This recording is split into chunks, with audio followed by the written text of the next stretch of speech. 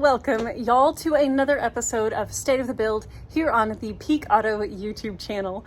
I'm Emily Reeves, your host, and I'm super stoked about these next couple of episodes because it is Women's History Month. So we are going to honor a couple of really rockin' female YouTubers. The first on our list is Sarah Intuned. You guys have requested to see her on the series, and I've been friends with her a long time. We first chatted on Instagram and then we met in person, and it's rare to find another girl that is as tall as me. I'm about 5'10", and she's a little taller, so I love her. She does an awesome job on her channel. Another reason I have a huge amount of respect for Sarah is that she is a U.S. Air Force veteran. She has served our country, and I am very honored to have her on the show. We're going to be checking out her Audi TT and getting a behind-the-scenes look at what the plans are for this car. Let's get right to it. We are going to check in with Sarah. Let's send her a message. Sarah, what's going on, dude? I'm so excited to have you on this series.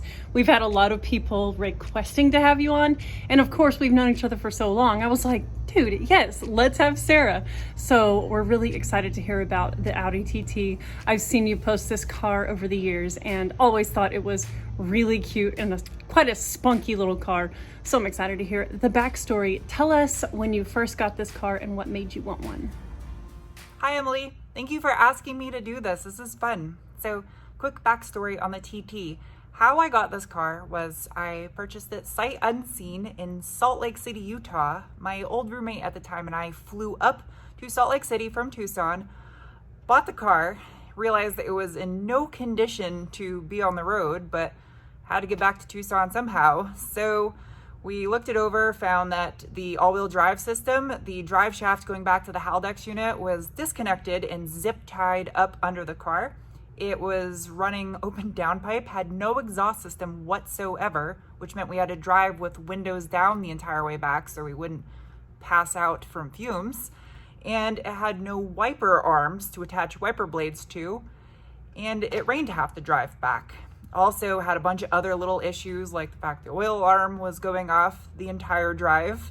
We had no idea if it was actually low oil pressure or it was just a bad sensor. So we just kind of played Russian roulette with that one. And somehow the car made it back 800 miles almost, 12 hours of driving, no issues. So I've held on to it since then and tried to restore this thing so far. Just because, I don't know, I can't give up on the car because it didn't give up on us. That is awesome. I love a good sketchy road trip, and it sounds like the sketch factor was high with the purchase of that car. That is so funny. So you got it home, and clearly it needed some modifications. So I'm excited to hear the rundown of the current mod list on the car. Oh geez, I don't even know where to start. So basically, when I first got this thing back, I focused on basic maintenance, wear and tear items because I wanted to have a fresh platform to start with. So replaced gaskets and boarding stuff, timing belts, just getting it to proper running condition. I actually had to replace the factory KO4 turbo on here with another KO4. It's not upgraded. It does have a quote unquote stage 2 tune. I hate using those terms, but that's what it has anyway. And it's super dirty. Don't judge me. The car's been sitting for several months. But when I had this thing all apart doing gaskets and such, I did all the intake manifold and the charge pipe all in black wrinkle finish.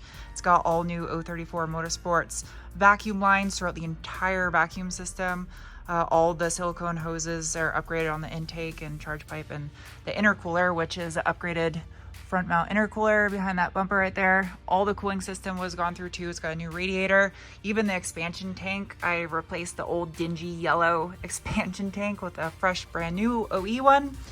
And then moving on, the suspension, driveline and stuff, fixed the all-wheel drive system, serviced the Haldex, and it's got a set of Bilstein coilovers, all new bushings throughout the entire car, even epoxy coated all the suspension arms while I had it apart. And then I have a K-Sport big brake kit with these 2-piece front rotors and stainless lines, new pads. Also has these forged TSW wheels, some Pilot Super Sport tires. The rear still does have the factory single piston calipers back here, but again, pads and rotors and fluid. And back suspension as well, all new bushings and suspension arms done epoxy coated.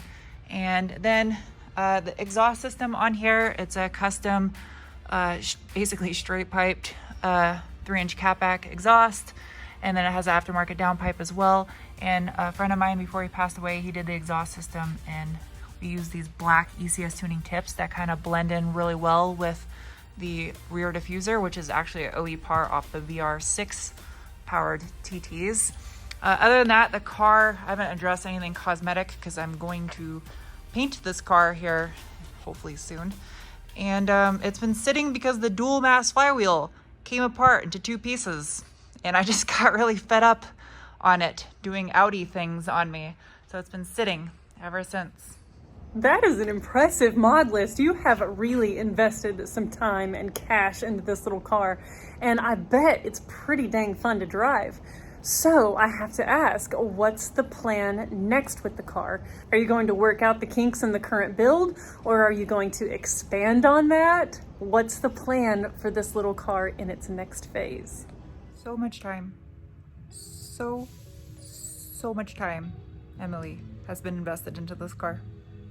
I don't think it's even worth it at this point, but I can't give up. So at this point, since the engine and transmission is going to come out of the car, I'm just going to pull the whole subframe to do the dual mass flywheel.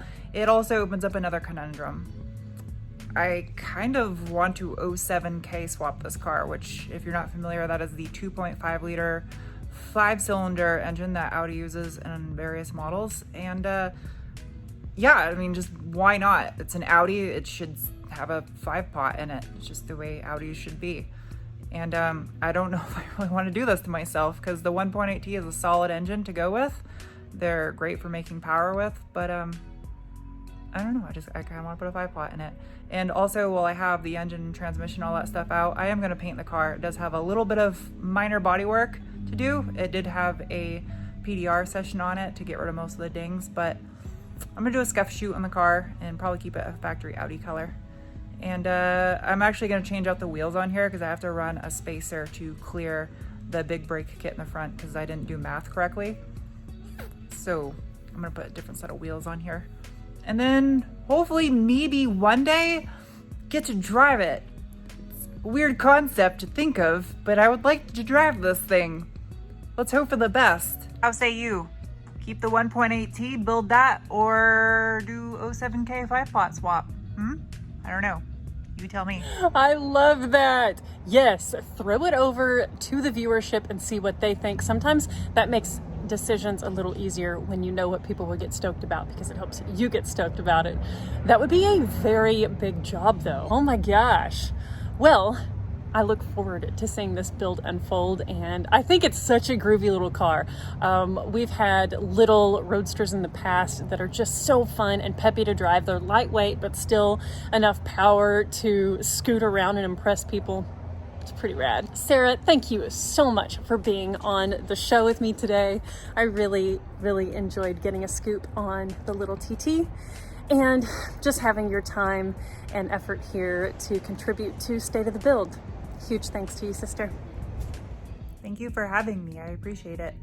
I hope you guys enjoyed this episode like I did. I have a great amount of admiration for Sarah, and she works hard. She creates a lot of awesome content. If you aren't subscribed to her, get on it. Sarah Intuned on YouTube. And of course, her handle is the same on all the social media platforms. Really appreciate y'all watching the series. And of course, this is the show that gives you insight into your favorite YouTubers' builds. So if you have a YouTuber that we haven't yet featured, please post them below in the comment section, and we would love to get them on the series.